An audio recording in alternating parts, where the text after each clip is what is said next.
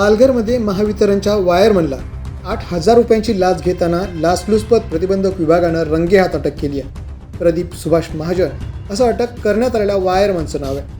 पालघर तालुक्यातील खारेकुरण दांडीपाडा येथील एका वीज ग्राहकाचं बिल जास्त आलं होतं. ते बिल कमी करून देण्याच्या बदल्यात महाजन यांनी संबंधित ग्राहकाकडे 8,000 रुपयांची लाच मागितली होती.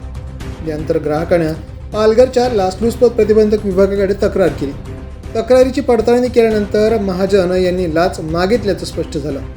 गुरुवारी खारेकुरण येथील मिठागर रोड परिसरात सापळा रचण्यात आला. 8,000 रुपयांची लाच स्वीकारताच लाचलुचपत प्रतिबंधक विभागाच्या पथकानं महाजन यांना रंगेहात पकडलं. या प्रकरणी पालघर पोलीस ठाण्यात गुन्हा दाखल करण्याची प्रक्रिया सुरू आहे. ही कारवाई पोलीस उपअधीक्षक दादा राम करांडे यांच्या नेतृत्वाखाली पथकाने केली आहे. द पोलीस न्यूजसाठी माधव तल्ला, पालघर.